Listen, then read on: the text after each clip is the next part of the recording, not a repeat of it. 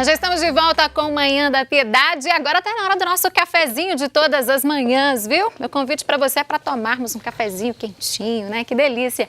Você, como eu, gosta também de café, tem que ser um bom café, né, gente? Então, se você ainda não conhece, você tem que conhecer o Café Riachuelo, viu? Gente, eu estou falando do puro café com grãos especiais e também selecionados do sul de Minas e do Cerrado Mineiro. E além disso, é um café 100% arábica. Ele é torrado e é moído artesanalmente. Então você, minha amiga dona de casa, você, meu amigo, faça a sua listinha e não se esqueça de levar nas suas compras o Café Riachuelo, viu? Você vai levar então para sua casa o verdadeiro gostinho da roça. E tem muita tradição este nome, viu? Não é nenhum produto novo não, gente. É desde 1962, há quase 57 anos, fazendo o café dos mineiros. E aí você me pergunta, Síria, onde eu posso encontrar então o Café Riachuelo moído na hora? Olha só, você vai encontrar no finalzinho da Avenida Paraná, bem na virada do MOVE, entre as ruas Santa Catarina e Tupis, antiga Praça 1º de Maio, como muitos conhecem, né? No centro de Belo Horizonte, um ponto de referência para você é o Mercado Central. E aí, quer mais informações sobre o Café Riachuelo? Basta você ligar agora mesmo, o telefone aparece para você, o código de área é o 31 e o número é o 3212-7993. 3212-7993, o telefone aparece aí na sua telinha. Café Riachuelo, você já sabe, né? É o ponto alto em café. Bom, e agora nós continuamos a falar sobre distúrbios da tireoide. Conosco está a endocrinologista, a doutora Flávia Coimbra. Doutora Flávia, nós falávamos no último bloco dessa relação das mulheres, né? Que as mulheres têm mais chances de desenvolver algum tipo de distúrbio. Por que disso? Estão relacionadas com as questões hormonais, né? Então, por isso, principalmente nas épocas depois que a mulher entra na menarque, né, que é a vida reprodutiva, aumenta muito o número de problemas de tireoide, e depois novamente quando ela vai entrar na menopausa.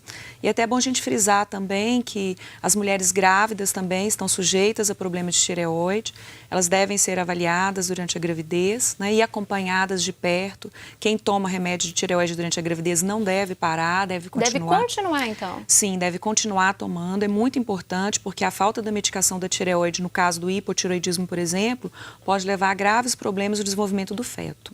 Bom, você disse das grávidas, das gestantes, mas pode surgir em qualquer fase da vida? Sim, pode surgir desde a infância até a velhice, qualquer fase da vida a gente está sujeito aos problemas de tireoide. Agora, e os tratamentos disponíveis no mercado hoje? Quais Nós são? temos o tratamento dos problemas de tireoide, ele não é complicado, né? O hipotireoidismo, a gente faz uma reposição hormonal, né? Então, a pessoa está produzindo pouco, a gente faz uma complementação com o hormônio tireoidiano, né? Que é diferente dos hormônios ovarianos, né? A gente fala reposição hormonal, acaba pensando no ovário. Mas, na verdade, são os hormônios tireoidianos na quantidade suficiente para completar o que você não está produzindo, né? Em relação ao hipertireoidismo, na maioria das vezes, a gente usa uma medicação que bloqueia a produção de hormônio pela glândula, até que ela volte ao normal. Muitas vezes a gente pode precisar também de usar o iodo radioativo, né? Esse iodo, ele é necessário para a formação do hormônio tireoidiano, a glândula vai captar esse iodo com radiação e quando ele chegar na glândula, ele vai emitir uma radiação na glândula que vai destruir as células que estão funcionando em excesso. Então, muitas vezes a gente precisa usar o iodo para completar o tratamento do hipertireoidismo. Doutora, em relação aos nódulos, que a gente começou a falar no último bloco, às vezes as pessoas ficam assustadas, né? Como que deve ser feita a prevenção no caso? Porque muitas vezes as pessoas já relacionam nódulos com algum problema relacionado ao câncer, né? Sim. Felizmente, os nódulos acontecem na minoria das vezes. Os cânceres são a minoria dos nódulos, né? Então, a gente tem uma prevalência extremamente comum de nódulo na população. Estima-se que até em torno de 40% a 60% da população pode ter algum nódulo tireoidiano, mas menos de 5% das vezes esse nódulo é maligno, né? Ele apresenta como uma nodulação na região, né, do pescoço, aqui eu de novo mostrando aqui um outro modelo, ó, uma tireoide do lado de cá, ela está toda normal, e aqui a gente já vê que aparece um nódulozinho aqui. Quando ele é maiorzinho, na hora que a gente vai fazer o exame do pescoço do paciente, a gente consegue perceber esse nódulo, né? Mas a maioria das vezes são benignos, não existe um tratamento assim algum remédio que vai fazer esse nódulo diminuir ou desaparecer, né? Mas a gente faz o exame de punção, confirma que ele é benigno e mantém apenas o acompanhamento clínico. Se ele estiver crescendo ou forem muitos nódulos, aí pode ser até necessário um tratamento cirúrgico também.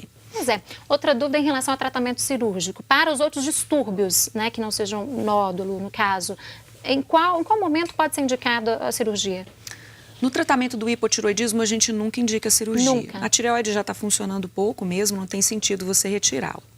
No tratamento do hipertiroidismo, uma das opções seria o tratamento cirúrgico, mas hoje em dia a gente tem feito cada vez menos. Tanto as medicações orais quanto o iodo radioativo, eles resolvem bem o problema e a paciente não vai ter que ser submetida a um tratamento cirúrgico, né, com risco cirúrgico e tudo mais. Somente em algumas situações onde o bócio, né, que o aumento é muito grande ou tem um nódulo associado, a gente encaminha para a cirurgia. A cirurgia ela fica reservada mesmo na maioria das vezes para os nódulos muito volumosos, né, ou aquelas pessoas que têm vários nódulos, ou então nos casos suspeitos de câncer de tireoide ou confirmados. Aí há a indicação. Né? Aí há a indicação cirúrgica. O tratamento principal do câncer é a cirurgia. Doutora, nós temos uma pergunta do Igor Rabelo, lá de Ribeirão das Neves. Um abraço para você, Igor, para todos aí em Ribeirão das Neves. Ele quer saber o seguinte: pessoas com queda de cabelo, né, sem apresentar outros sintomas do distúrbio, já podem ficar em alerta e procurar um endocrinologista? Só a queda do cabelo, ele está dizendo. A queda do cabelo, ela é comum nos problemas tiroidianos, mas ela não é a principal manifestação. Então, existem vários outros motivos, né, para a queda de cabelo. Não é a primeira coisa que a gente avalia, não é a tireoide, não. Mas, afastando as outras possibilidades, a gente tem que investigar a tireoide também. É melhor, então, procurar o quanto antes um especialista para identificar o que está acontecendo ali, né? Sim. A Joana Custódio, lá de Betim, um abraço para você, viu, Joana? Para todos em Betim, ela está querendo saber o seguinte: é verdade que mulheres com hipotiroidismo não podem engravidar? Não, não é verdade. As mulheres com hipotiroidismo, elas podem engravidar, mas elas devem se preparar para engravidar. Elas devem ter seus hormônios controlados, usando a medicação para tratamento do hipotiroidismo, que é a levotiroxina. Os níveis de TSH eles têm que estar dentro da faixa do normal, e aí vale a pena a gente lembrar que para a grávida isso ainda é um pouquinho mais baixo do que os níveis normais para a população, né? Eu costumo sempre falar o seguinte com as minhas pacientes: eu tenho que ser a segunda pessoa a saber que você está grávida, de preferência antes de engravidar. Para ver se está tudo certinho. Para ver se está tudo certinho. É verdade que quando a tireoide está descontrolada, existe uma dificuldade de engravidar, mas não é impossível e, como eu já havia falado, deve manter medicação, deve procurar o médico para ajustar a dose. Tá certo, respondida então a pergunta da Joana. Agora o Mário Augusto, lá de Contagem, um abraço, viu, Mário, para você e para todos em Contagem. Ele quer saber o seguinte: se algumas pessoas têm maior predisposição a desenvolver problemas na tireoide. Sim, as pessoas que têm vários familiares com problemas de tireoide, elas devem ficar mais atentas, que elas têm mais chances de ter problemas de tireoide. Um outro detalhe também são as pessoas que, por exemplo, já fizeram algum tratamento com irradiação para o pescoço, por exemplo, para tratamento de linfomas ou de alguns cânceres no pescoço, que receberam radiação no pescoço, elas também têm mais chance de desenvolver problemas da tireoide. E para essas pessoas, aí o indicado já é procurar um especialista, um endocrinologista e fazer um acompanhamento, uma prevenção? Sim, se você tem muitas pessoas na sua família, quando for uma consulta médica, avisar que a sua família tem muita gente com problema de tireoide, que o médico vai perguntar sobre os sintomas e, se for necessário, vai fazer os exames. Agora, qual a importância dessa divulgação, agora em maio, né, dessa semana dedicada aí a esse controle, a prevenção desses sintomas na população, doutora? A gente tem agora em maio a Semana Internacional da Tireoide. Inclusive, nós vamos ter uma ação aqui em Belo Horizonte no dia 22 de maio, no Shopping Cidade, de 11 às 16 horas. E a importância é colocar a população a par desses distúrbios que são extremamente comuns, né, para elas ficarem atentas aos sintomas e procurar os médicos tão logo se faça necessário. Porque muita gente, igual você disse no primeiro bloco, acaba deixando passar despercebido alguns sintomas, né? Sim. Que podem ser confundidos com outros sintomas de outras doenças. Os sintomas, eles são muito inespecíficos. Então, uma anemia, uma depressão, né, uma outra coisa assim, pode dar uns sintomas bem parecidos. E aí fica difícil para a pessoa identificar. Então, vai ser no Shopping Cidade? Isso, no dia 22 de maio, de 11 às 16 horas, nós vamos estar lá no piso do PIS.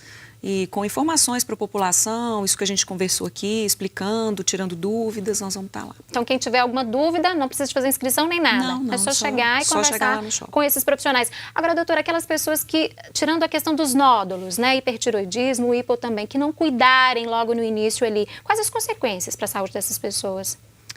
O hipotiroidismo não tratado, ele pode levar a um quadro de anemia grave, de batimentos cardíacos vão ficando fracos, insuficiência cardíaca, infertilidade. Já o hipertiroidismo, ela dá manifestações muito graves, pode levar a arritmias cardíacas, pode levar a osteoporose, então o tratamento ele deve ser feito o quanto antes. Os nódulos tiroidianos, se eles forem benignos, até que não tem muito problema passar, não. O problema é que no meio de uma tireoide cheia de nódulos, a gente precisa diferenciar os benignos dos malignos. E os malignos, se não tratados, eles podem dar metástase e acabar levando ao óbito. Embora o câncer de tireoide seja um câncer que seja, entre os cânceres, uma forma menos agressiva. Tá, mas então você que tem alguma dúvida, procure um especialista o quanto antes, né, doutora? Com certeza. Doutora Flávia, muito obrigada por ter vindo conversar conosco sobre um assunto que eu tenho certeza muitas pessoas têm dúvidas, né? E o objetivo foi esse, esclarecer essas dúvidas de quem nos acompanha. Um bom dia. Eu agradeço e se alguém ainda tiver alguma dúvida e quiser ir lá ao shopping, nós vamos estar lá dia 22. Tá certo, um grande abraço, bom trabalho. Obrigada. Você que está em casa, continue conosco, viu? Nós voltamos já no próximo bloco, vamos falar sobre fisioterapia para gestantes.